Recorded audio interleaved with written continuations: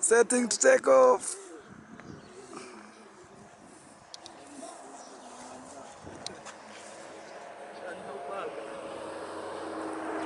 Guys,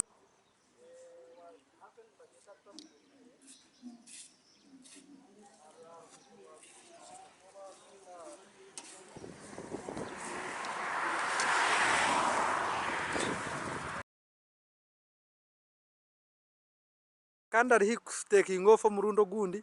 Nkaheza Joseph, what's up? Yeah, Wa technology. Mungambo cyabanyani banje. Barije buzima. Joseph Kaburijo.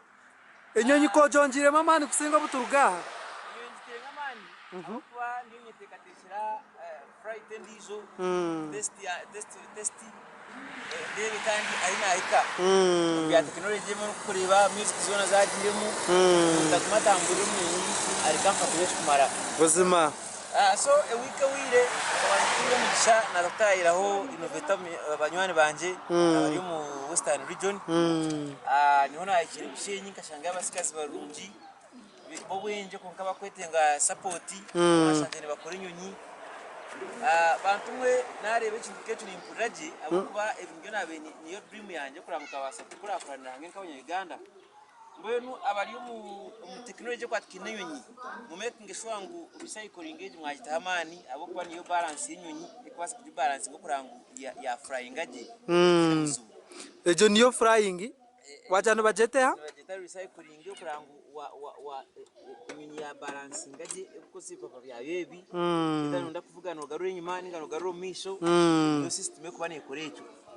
So ingwe n'abari mu technology mwamuri yacu nyonyi making sure ngo akantu bakatekamu wajangura baketa Nkaheza wasa again niyo bakweta recycling yo kurango ya balancing aje bipapa so bro bwo tunga accident niyo yare siro busibu ese kikashitaru eke mu mwanya kumbe ita balance aje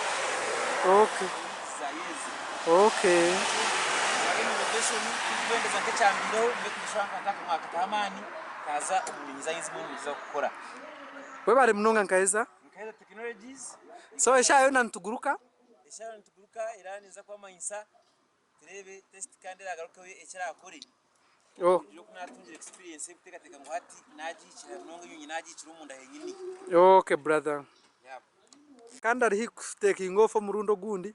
Nkaheza Joseph, what's up? Yeah, wa technology mungambo cyabanyani banje barije buzima. Joseph Kaburijo. Enyonyi ko jonjire mama ni kusinga buturugaha. Enyonyi tengamani. Kwa ndiyo nyetekatishira fright ndizo. Test. Ndebe kandi aina aika.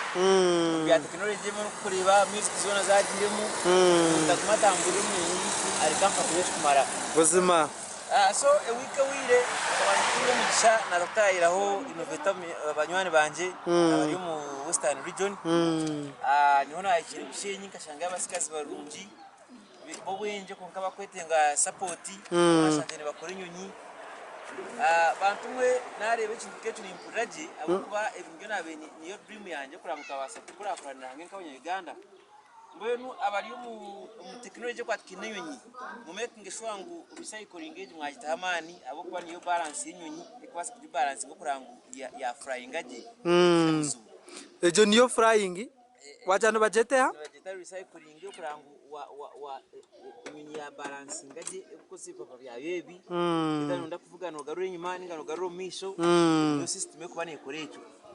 So ingwe n'abari mu technology mwamuri yacu nyonyi making sure ngo akantu bakatekamu wajangura baketa Nkaheza wasa again niyo bakweta recycling yo kurango ya balancing aje bipapa so bro bwo tunga accident niyo yare siro busibu ese kikashitaru eke mu mwanya kumbe ita balance aje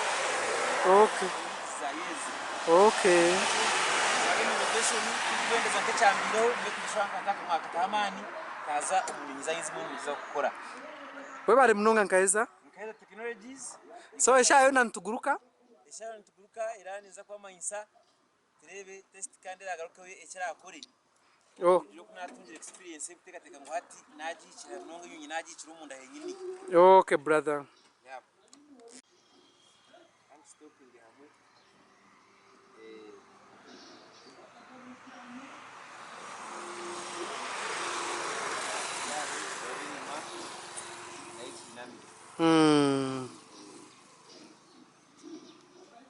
Wow, twaka